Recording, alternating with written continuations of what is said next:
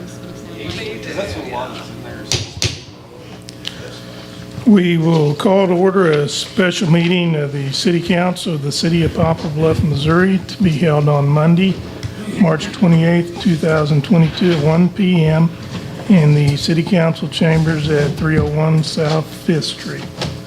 Roll call, Clerk Young. Councilwoman Parson. Here. Councilwoman Fox. Here. Councilwoman Horton. Here. Councilman Smith. Councilwoman Taylor. Mayor Pro Tem Cornman. Mayor Davis. Here. We do have a quorum. Disclosure of interest. Any member of the City Council may disclose any possible conflict of interest dealing with either any item on the printed agenda or with any matter discussed at a previous meeting. Seeing none, citizens' input.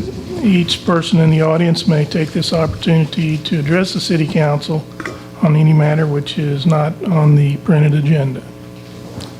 Seeing none, item 5, workshop items for discussion. Item A, the City Council will consider a U.S. Department of Transportation Federal Aviation Administration grant for airport terminal development projects. And our airport manager, Gary Pry, will present that.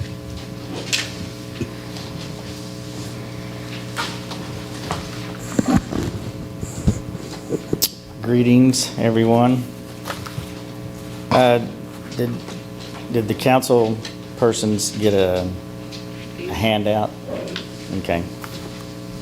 So you've had a little bit of a chance to understand some of the data points that we'll be going over here, but sorry for the inconvenience, of a special meeting. However, we had an opportunity that presented itself on short notice, and it simply would be imprudent of us not to address it. Here's a short background of what's going on and how we're getting to the request that we've got today. It's no surprise the federal government has been engaged in various infrastructure opportunities, and it's also no surprise that the rules and the qualifications continually seem to adjust and change on a monthly basis. In a nutshell, Congress allocated $5 billion to the FAA, that's $5 billion with a B, to update antiquated airport terminal buildings. Also included in that were airport control towers and other airport infrastructure needs. Now, $1 billion of that money must be allocated in the year 2022.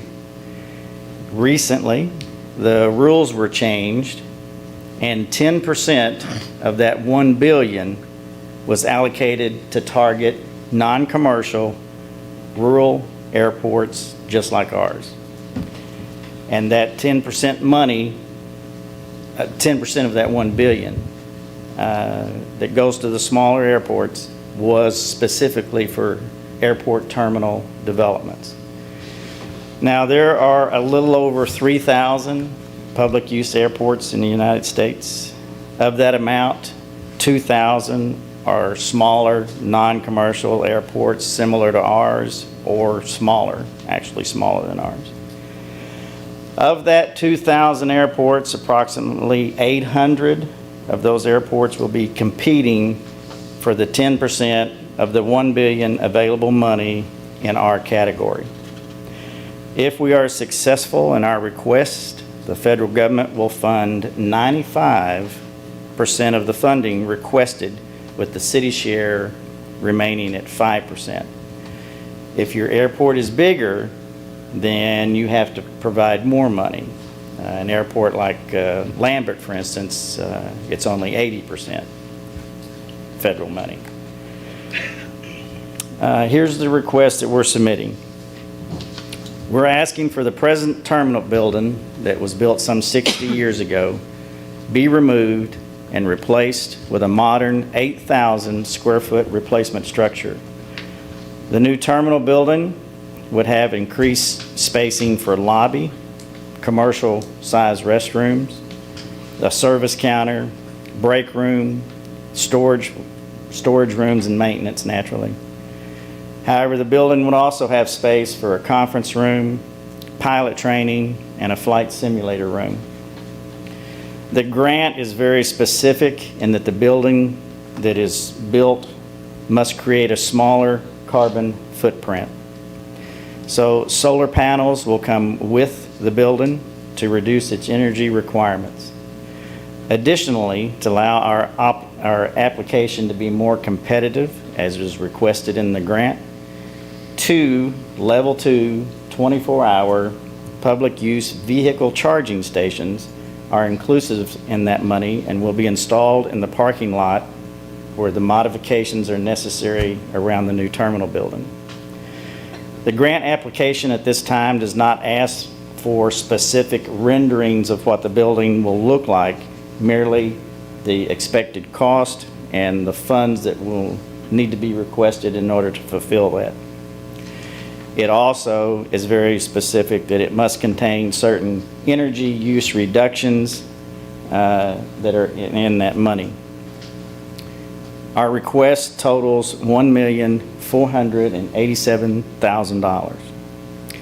Now, the grant is fast-moving, and we will know within just a few months if we've been successful in our request. The funding could be awarded immediately, or you could be told that your funding is granted. However, you're not going to get the money till 2023, 2024, 2025, or 2026. Is there any questions regarding, I'll go ahead and say this, while politics will probably come into play on the federal level on this money, there's no question that our request is valid and our application is very strong, and it certainly hits all of the target categories that they're requesting. I probably shouldn't be happy about having an undersized, non-ADA compliant, antiquated building which uses more energy than it should. But in this case, we'll take it because it puts us right in the running. Yeah, sometimes the key to getting a grant is telling how bad off you really are. When at other times we're doing the best to sell ourselves. This is a pretty rare opportunity. Typically for the airport to get money to fund a new terminal, everything else on the needs assessment master plan needs to be completed. And that's a lot of MoDOT funding. New terminal is pretty low on the list. So I think it's I'm glad that Gary came across this and was aware of this and has been working on it. I think, as he said, we'll have a competitive application to submit. Make a motion to move this to today's voting session. Second. All in favor? Aye. Any opposed? Motion carries. Item B, the city council will consider demolition bids for municipal utilities warehouse building 12. Mr. Bach? Yes, Mr. Mayor, members of the council, and I thank Gary for this opportunity to be here today. Without him, this had got pushed, and the insurance company was after me for 30-day demo, which I don't think I'm going to make. But anyhow, on November 17th, we had an earthquake. After that event happened, sent the crews out. If you all don't know the story, I'll tell it. But we sent the crews out, went through all of our major infrastructure, substations, electric plant, water plant, sewer plant, all the water towers. We went through all of our facilities.